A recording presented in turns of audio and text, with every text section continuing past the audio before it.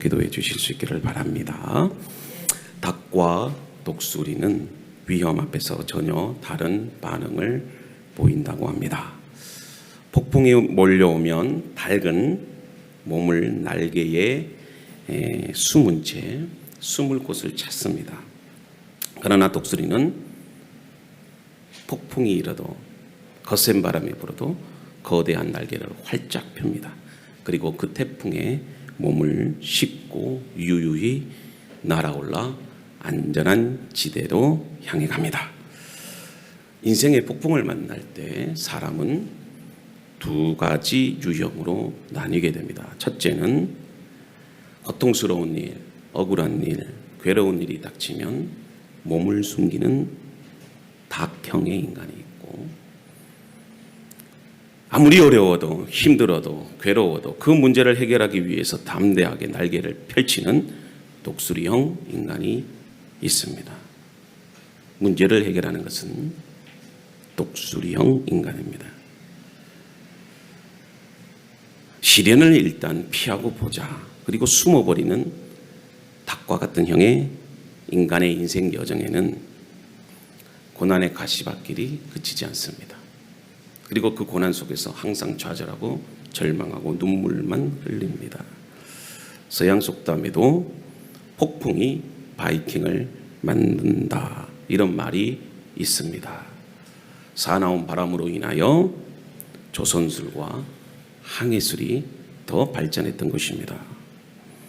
모진 바람과 추위를 이겨나가며 자란 나무는 좋은 목재가 되죠. 이처럼 그리스도 안에 있는 성도들은 고난을 통해서 나약한 닭이 아니라 강한 독수리로 우리는 날아오르게 될 것입니다. 인류가 쓰는 많은 언어 가운데 함께 쓰지 않는 단어가 있습니다. 그것은 고난과 기쁨입니다. 고난을 경험한 사람은 절대 기뻐할 수 없습니다. 고난에 어울리는 단어는 슬픔이요, 눈물이요, 고통이지 기쁨이 아닙니다. 그런데 놀랍게도 본문에서는 고난과 기쁨이라는 단어를 같이 쓰고 있습니다. 6절 말씀입니다. 그러므로 너희가 이제 여러 가지 시험으로 말미암아 잠깐 근심하게 되지 않을 수 없으나 오히려 크게 기뻐하는도다. 베드로 사도는 우리도 사람이기 때문에 고난과 시험이 오면 근심합니다. 그리고 괴로워하죠. 그런데 오늘 말씀을 보니까 그 고난은 잠깐뿐이라는 겁니다. 그런데 오히려 그 고난 속에서 기뻐한다, 이렇게 말하고 있어요. 지금 고난을 당하면 성도들에게 기뻐하라, 그렇게 권면하는 것입니다. 그래서 3절 상반절에 보면 우리 주 예수 그리스도의 아버지 하나님을 찬송하리로다. 그는 많으신 긍휼대로 예수 그리스도를 죽은 자 가운데서 부활하게 하심으로 말미암아 우리를 거듭나게 하사 산 소망이 있게 하시며 찬송하라. 자, 지금 성도들이 고난을 당합니다.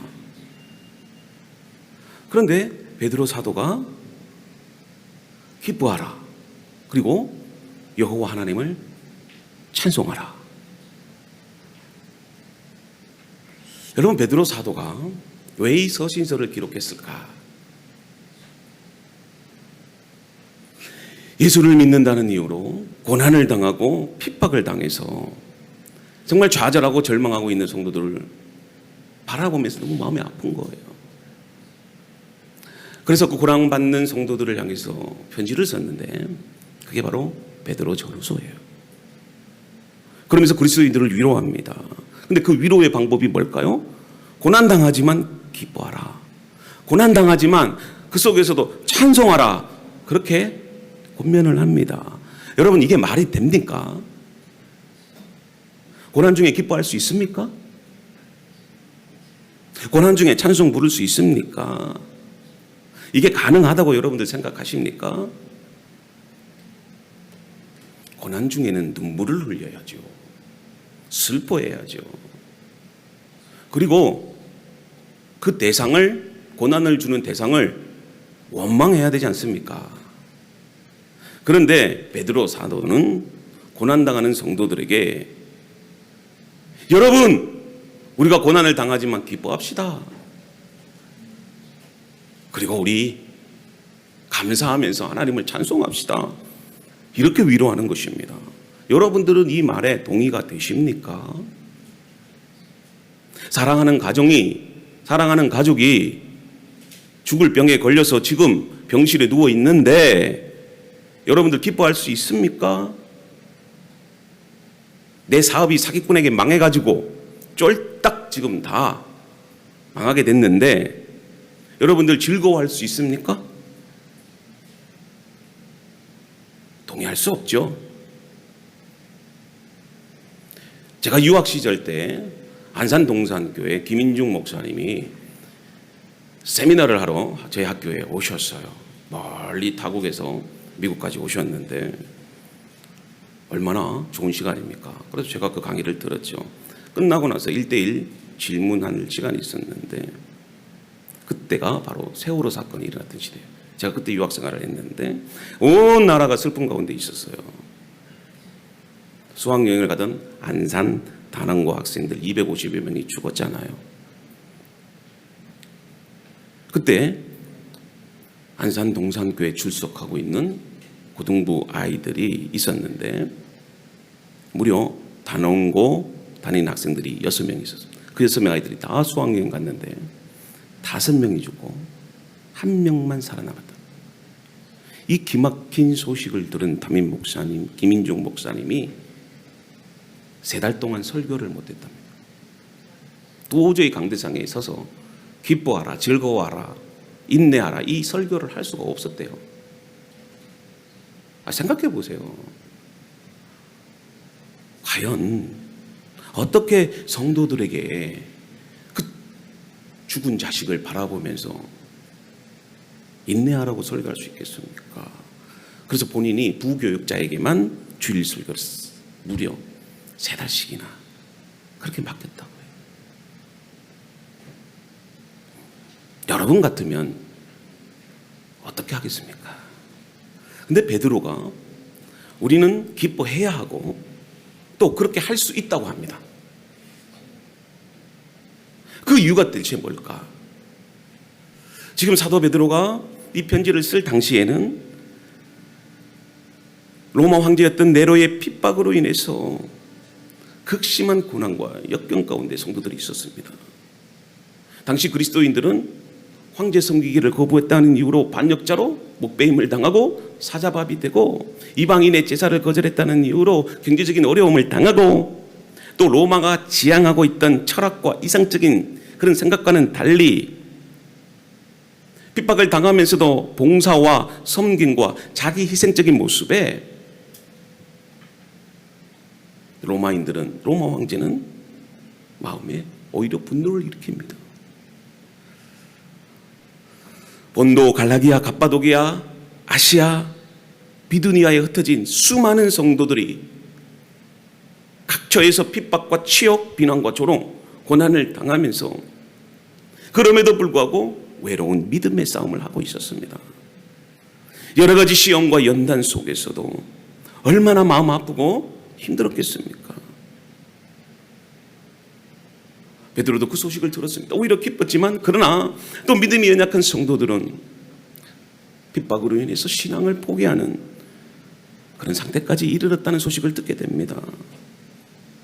그뿐만이 아니라 계속된 그리스도인들을 향한 그런 어떤 거센 공격과 핍박은 끊임이 없었습니다. 그 상황을 안타깝게 여겼던 이 베드로 사도가 정말 그리스도의 그 사랑의 마음으로 성도들에게 위로의 편지를 쓴 거예요. 그러면서 이 베드로 사도가 전해준 그 고난 가운데 있던 성도들이 그 편지를 받아보면서 그 편지를 눈물로 읽는 거예요. 이건 눈물 없이는 읽을 수가 없지 않습니까? 내 가족이 죽임을 당하고 내 사업이 다 망하고 하루하루 살아가는 시 고난인데 그 편지를 흘리면서 눈물을 흘리는. 근데 감사하게도 성도들이 이 편지를 읽으면서 위로받는 거예요. 자식이 죽는데도, 내 사업이 다 망했는데도, 정말 미래가 불안한데도 성도들이 기뻐하는 겁니다. 여러분, 이런 일들이 어떻게 일어나게 됐을까? 세상 사람들은 이해 못합니다. 도저히 상식적으로 납득이 안 되는 거잖아요. 근데 믿음의 성도들이 그 편지를 읽으면서 이런 고백을 해요. 그래, 신앙이라는 건 자기 십자가 지고 가는 거구나. 그렇구나. 우리 이제 믿음을 보일 때야. 예수님도 고난의 십자가를 지셨는데 그 고난 속에서도 견딜 수 있는 힘과 위로를 주신다고 했는데 이 모든 것은 다 하나님의 뜻일 거야. 스스로를 위로한 거예요. 그 편지를 읽으면. 고난과 박해 속에서도 믿음을 지켜나갔던 것입니다. 여러분, 사람이라는 것은 누구나 고난과 시련을 당할 때 제일 먼저 이런 생각합니다. 왜 하필 나에게 이런 고난이 주어지는가? 하나님 참 원망스러워요. 내가 어떻게 살았는데, 내가 어떻게 정말 주님을 위해서 헌신했는데 왜 하필 나에게 이런 고난이 당할까요? 왜 내 남편이 저렇게 힘들어하고 내 자식이 저렇게 고통을 받아야 되고 내 자신도 이렇게 힘들어야 합니까? 나는 고난당할 이유가 없는데 하나님 아시잖아요. 하나님 앞에 정직하게 했고 의로운 일을 했는데 왜 이런 시련을 당해야 할까요? 제일 먼저 하나님의 사랑을 의심하지요. 나중에는 그 의심이 더욱 커져서 하나님을 향한 믿음을 포기하게 만들어버립니다. 그래서 여러분들, 우리가 외적인 고난이 올 때, 시련이 올 때 그것이 사람들이 큰 위기라고 말을 하지만 사실은 그렇지 않아요. 가장 큰 위기는 우리 내면에서 일어나는 믿음의 위기예요. 이런 믿음의 위기 속에서 사도 바울이, 그리고 오늘 편지를 쓴 베드로 사도가 우리에게 다음과 같은 질문을 던져요. 왜 고난을 당하는지 생각하지 말고, 고난은 당연하다. 우리가 살아가는 우리의 삶은 죄악으로 인해서 당하는 고통이든 하나님의 뜻이 있어서 당하는 고통은 고난의 연속의 삶이기 때문에 내가 왜 고난을 당해야 되지? 그렇게 생각하지 말고 그 고난 속에서 하나님이 원하시는 뜻이 무엇인지 그 목적을 생각하라. 그렇게 권면하는 거예요. 사람들이 왜 나에게 고난이 있지? 고난 없는 삶을 원해요. 솔직히 생각해 봅시다. 이 세상에 고난 없는 삶이 있습니까? 여러분들이 질병에 걸려서 회복됐다고 그 다음엔 질병 안 걸립니까? 여러분들의 사업이 지금 잘 되고 있다고 해서 여러분들의 사업이 안 망할 거라고 보장할 수 있습니까? 여러분들의 미래에 대해서 믿음이 있다고 확신할 수 있습니까? 어차피 우리가 고난당하는 인생이라면 그 고난을 내게 유익으로 바꿔야 되지 않겠어요? 비록 우리가 기뻐하지는 못한다고 한다 할지라도 그 고난 속에서 위로받아야 되지 않을까? 여러분들 그렇게 생각해야 되잖아요. 닭과 같은 인간이 되겠습니까? 아니면 독수리같이 날아오르겠습니까? 우리가 싸움을 당할 것 같은 그런 상황 가운데 생명을 잃어버릴 것 같은 그 두려움 속에서도 어느 순간 찾아온 질문 하나로 인해서 고민에 빠지고 낙담하기 쉬운 우리에게 이 베드로 사도는 이런 진리를 우리에게 주고 있습니다. 6절 같이 한번 읽어봅시다. 시작. 그러므로 너희가 잠깐 근심하게 되지 않을 수 없으나 오히려 크게 기뻐하는도다. 너희 믿음의 확실함은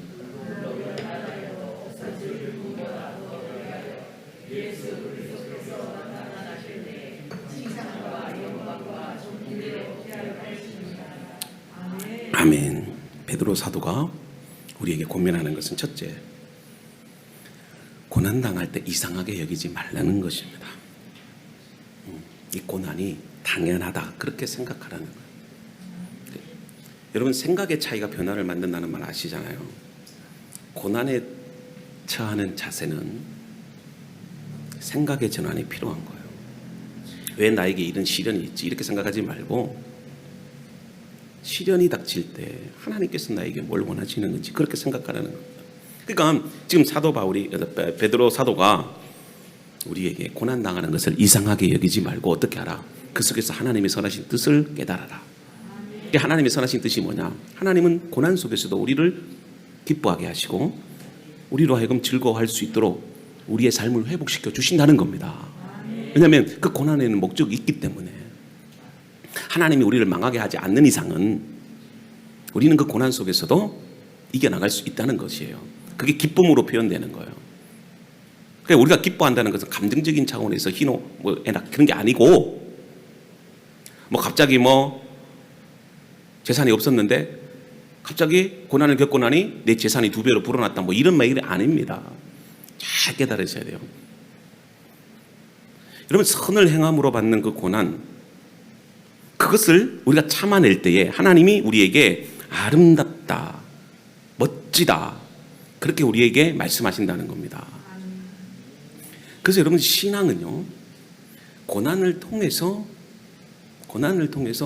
내가 아름답게 변합니다.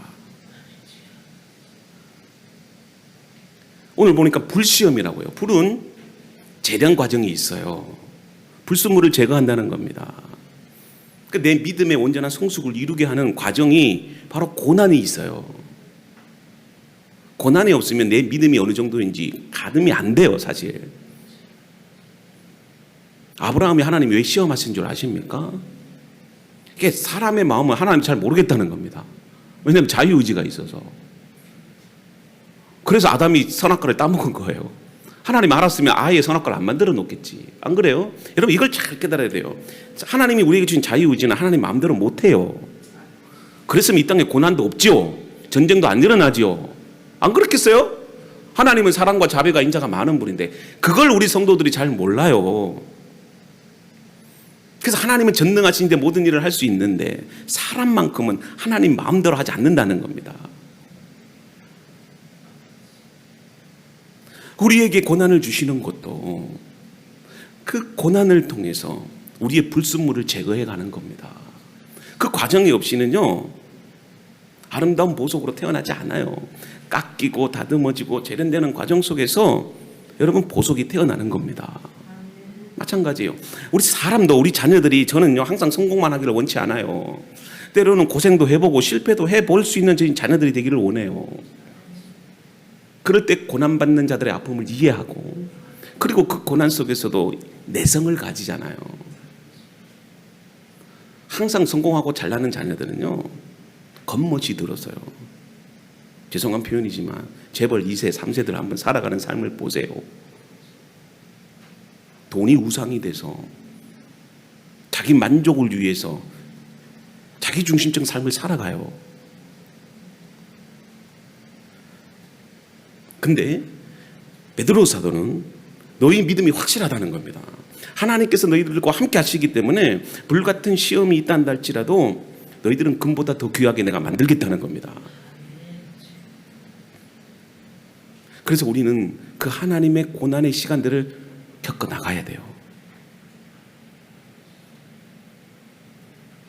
결국은 우리에게 하나님께서 우리의 그 믿음을 통해서 칭찬해 주시고 영광 받으신다는 겁니다. 하나님은 고난 속에서 영광 받으시는 분이셔요. 고난이 닥치면 근심하지 않습니까? 여러분, 눈에 보이는 것은 흑암이고 높은 파도고 폭풍밖에 보이지 않아요. 그러나 여러분, 세찬 비바람이 와도 폭풍이 불어도 짙은 구름 위에는 밝은 햇살이 비춥니다. 고난은 결국에는 우리가 그 고난을 어떠한 자세로 대하느냐, 여러분들의 믿음에 따라서 그 고난이 내게 유익이 될 수 있다는 말씀이에요. 저는 그런 기적의 역사를 만들어내기를 바랍니다. 우리가 고난 속에서도 기뻐할 수 있는 이유도 오늘 이 시간을 통해서 여러분들에게 주어주시는 그 말씀, 하나님께서 여러분들에게 뜻하신 바 그 목적, 그 선하심을 우리가 믿기 때문에 아니겠어요? 현재 보이는 상황에 여러분들이 머물러 있을 것인가, 아니면 그 넘어 계시는 그 하나님의 믿음의 확실함을 여러분들이 붙들고 살 것인가, 우리의 선택에 달려있다는 것입니다.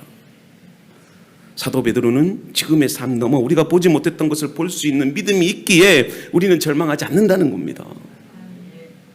그리고 소망을 가질 수 있다고 우리에게 권면하고 있습니다. 고난 속에서 우리의 의지와 노력으로 기뻐할 수 있는 것 전혀 없잖아요.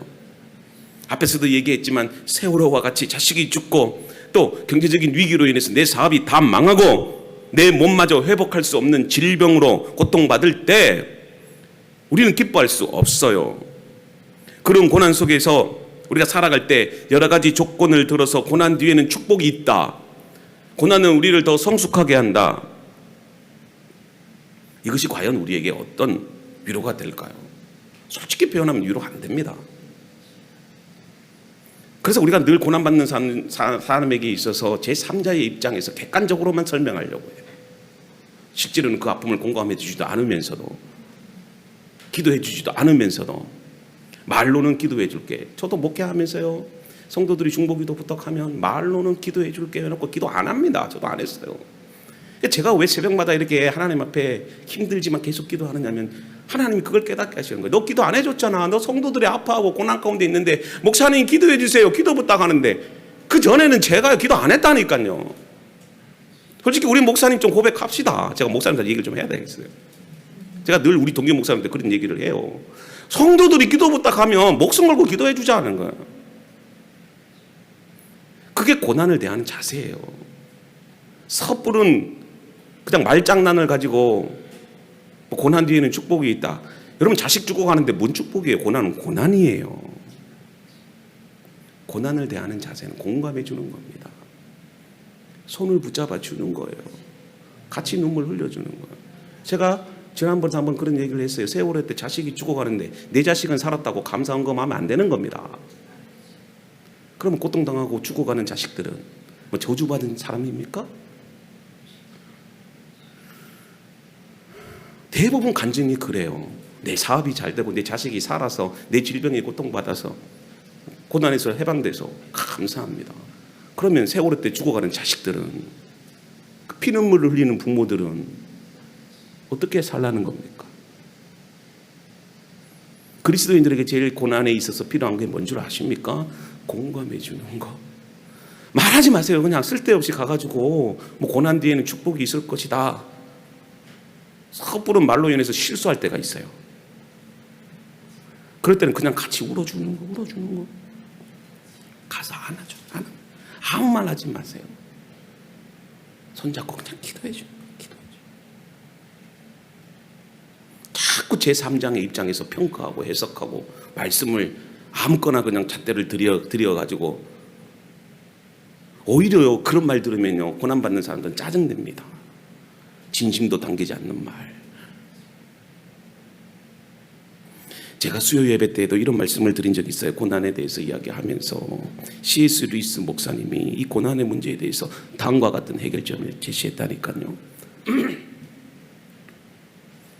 뭐라고 얘기했느냐면, 하나님의 사랑과 하나님의 선하심이라는 것은 고통을 제거하거나 무시하려는 어떤 친절이 아니라 도리어 피조물들의 고통을 허용하고 그 고통을 안고 가는 사랑, 이것이 하나님의 선하심이요 사랑이다, 이렇게 강조해요. 고난당하는 성도들이 있으면요, 그 고난을 여러분들이 함께 안고 가는 거예요. 그게 사랑입니다. 그게 사랑이에요. 고난당하는 이웃이 있다면 그 이웃의 고통에 깊이 들어가서 아파해주고 눈물 흘려주고 같이 기도해주는 것입니다. 우리도 함께 그 고통을 안고 가야 되는 겁니다. 고난당할 때 우리는 두 가지 선택을 합니다. 첫째는 고난으로 인해서 절망하고 낙심할 것인가? 둘째는 고난 중에서라도 승리하신 그리스도의 십자가를 더욱 붙잡을 것인가? 이런 질문에 베드로 사도는 뭐라고 대답합니까? 베드로전서 2장 20절에 예수 그리스도를 생각하라. 고난당할 때 예수 그리스도를 바라보라. 그 고난을 생각하라. 그렇게 말합니다. 자, 20절 읽어봅시다. 시작. 죄가 있어 매를 맞고 참으면 무슨 칭찬이 있으리요. 그러나 선을 행함으로 고난을 받고 참으면 이는 하나님 앞에 아름다우니라. 이를 위하여 너희가 부르심을 받았으니 그리스도도 너희를 위하여 고난을 받으사 너희에게 본을 끼쳐 그 자취를 따라오게 하려 하셨느니라. 아멘. 베드로 사도는요, 여러분들이 선을 행하다가 고난을 받는다는 겁니다. 그걸 첫째 인정하라는 거예요. 괜히 기도하면서 우리는 늘 어떻게 기도하느냐면 주님 고난도 없게 하시고 질병도 안 걸리게 하시고 내 사업하는 것마다 다 잘 되게 하시고 그렇게 기도하잖아요. 사실 그건 잘못된 기도예요. 어떤 기도를 해야 될까? 하나님 고난 주셔서 참 힘들어요. 그래도 그 고난 속에서 내가 믿음을 잃지 않게 해주세요. 내 사업이 망하더라도 하나님 원망치 않게 해주세요. 내 자녀가 취업이 안 되고 내 자녀가 하는 일들마다 힘들어도 우리 자녀들이 다시 일어설 수 있도록 믿음만은 포기하지 않도록 하나님 붙잡아 주세요. 하나님만 신뢰하게 해주세요. 그렇게 기도할 수 있는 성숙된 우리 그리스도인들이 되어져야 된다는 것이에요. 저는 그런 기도를 했으면 좋겠어요.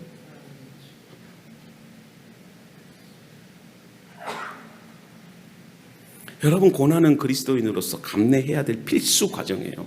대학교 들어가면 여러분 필수 과목이 있고 교양 과목이 있어요. 필수 과목을 이수하지 못하면 졸업을 못해요. 하나님도 필수 과정이 있어요. 필수 과정. 그 필수 과정이 뭐냐? 고난입니다. 고난. 아이들의 실력이 어느 정도 되느냐? 그 평가해 보기 위해서는 뭘 치러야 돼요? 시험을 치러야 되지 않습니까? 그래야 시험을 보면 내가 무엇이 부족하구나. 이 부분에 있어서 내가 연약한 부분이 바로 여기에 있구나. 그걸 알게 돼요.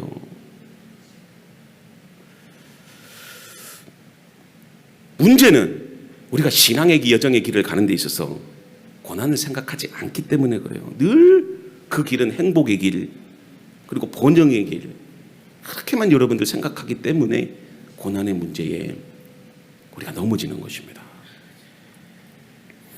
지금 여러분들이 서 있는 것이 광야고, 이 광야를 우리는 십자가를 지고 가는 것이 신앙이라는 것을 여러분들이 인정할 때 뭐가 보이기 시작하느냐면 예수님이 보이기 시작하는 거예요. 은혜를 사모하게 되는 것이에요. 잘 나가는 사람치고 절대로 하나님 의지하지 않아요. 사람을 의지하지. 그래서 고난을 주심으로 내가 하나님을 의지하게 될 수 있다면 그 고난이 내게 유익이 되는 겁니다. 우리의 존재라는 것은 하나님 절대적인 의존의 사람이에요. 그런데 자꾸 하나님을 외면하고 세상 것 의지하고 사람 의지하고 그렇게 살아가니 하나님이 고난을 주셔서라도 우리로 하여금 하나님을 바라보고 하나님을 의지할 수 있도록 결국 선한 길로 이끄신다는 거죠. 여러분, 사람이 힘든 일을 경험해 보면 겸손해집니다. 교만한 사람이 철저히 낮아지는 그런 능력이 나타나요. 아픈 만큼 성숙해진다는 말이 있습니다. 예를 들어서 아픈 사람에게 가장 큰 치료제가 있는데 그것은 본인이 회복하려고 하는 의지와 노력이 있어야 돼요. 그 속에서도 내 힘으로는 안 되지만 그래, 내 사업이 망했어. 내가 지금 회복하기 어려운 질병으로 지금 힘들어. 의사도 포기했어. 주변에 있는 사람들은 너 인생은 망했어. 이렇게 나를 향해서 말을 한다 할지라도 이제는 내 힘으로 될 수 있는 게 없어요. 자, 그러나 우리는 소망이 있잖아요. 세상 사람들은 그것 때문에 포기하고 좌절하고 심지어는 자살까지 해요. 근데 우리에게는 예수 그리스도가 있어요. 하나님의 말씀이 있어요. 주의 능력으로 우리는 일어서는 겁니다. 폭풍이 있는 바다 가운데서도 주를 바라보면 그 폭풍 있는 바다를 우리는 걸어갈 수 있는 거죠. 홍해 바다가 우리 앞에 있어도 주의 능력으로 그 홍해 바다를 가르고 걸어가는 겁니다. 하나님이 가르게 하지 않는다면 우리는 그 위를 걸어가게 할 것이에요. 그런 믿음이라도 있어야 된다는 거 아니겠습니까? 고난 속에서도 포기치 않고 끝까지 하나님을 신뢰하는 그 역사가 믿음을 일으킨다는 거예요. 베드로 사도는 성도들을 위해서 먼저 고난 받으심으로 예수 그리스도께서 우리의 본이 되셨다.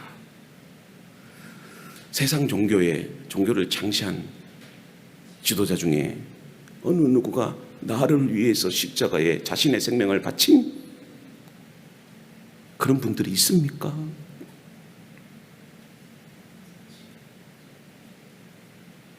예수 그리스도는 우리의 고난에 참여하신 분이고 동참해 주시는 분이에요. 그렇잖아요. 제가 앞에서도 얘기했던 것처럼 고난당할 때 정말 내 고난을 이해하고 그 고난을 같이 겪으려고 하고 눈물로 기도해주고 같이 금식해주고 미움이라도 가지고 와서 그 미움이라도 떠먹여주면서 견뎌내라고 위로해주는 거.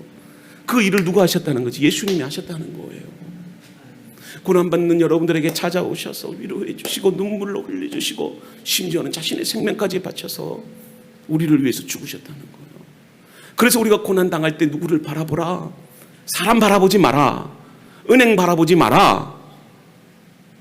권력 있는 사람 바라보지 말고 예수 그리스도의 십자가를 바라보라는 겁니다.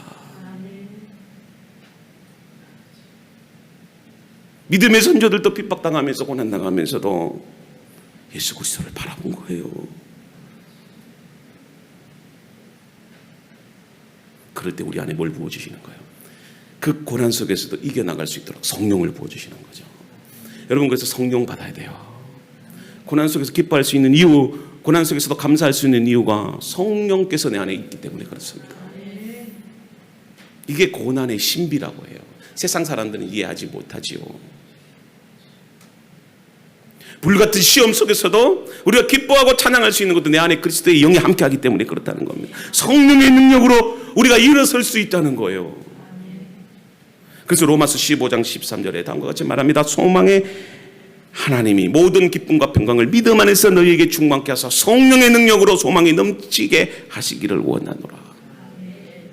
비록 고난이 여러분들을 힘들게 한다 할지라도, 좌절하게 만들어도 오직 믿음으로 주를 바라보면 성령께서 우리에게 잃어버린 기쁨을 갖게 하시고 소망을 우리에게 주신다는 사실입니다.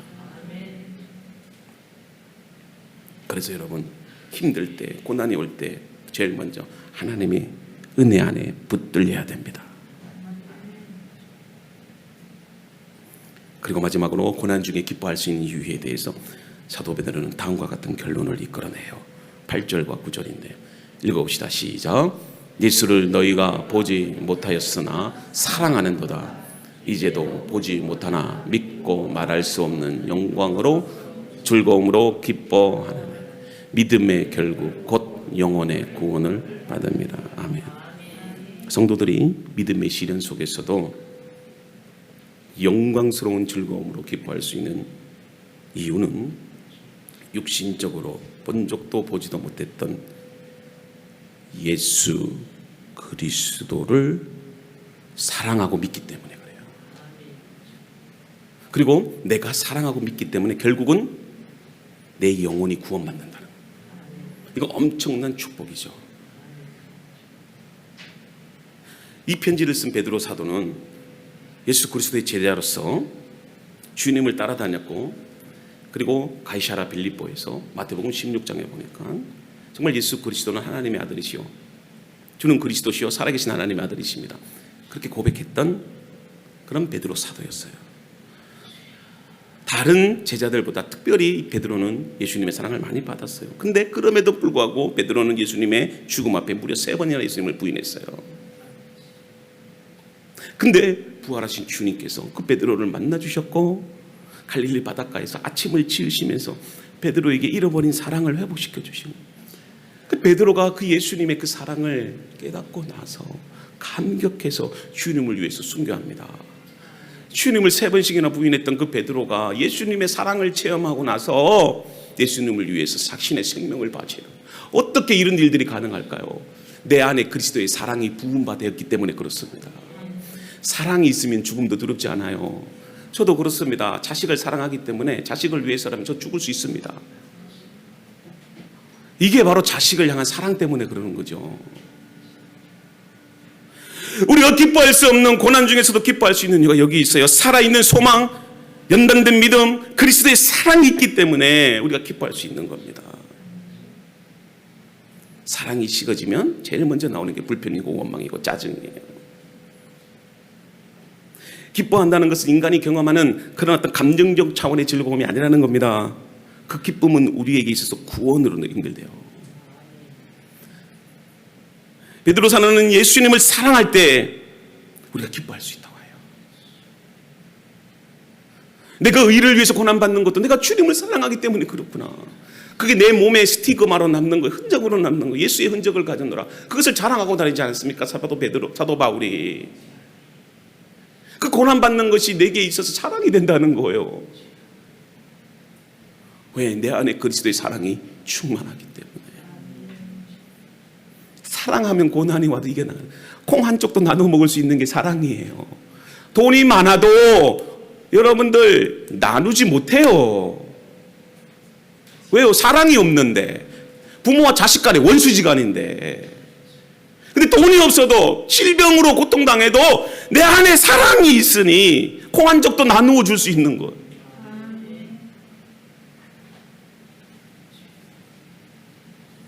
그래서 저도 지금의 오늘의 삶보다는 제가 태어났던 70년대, 80년대가 좋았던 것 같아요. 먹을 것이 없어도, 찌질이 가난해도, 한 방에서 우리 5식구 쪼르르 4식구 다 자도 좋은 거, 제가 너무 좋은 거예요.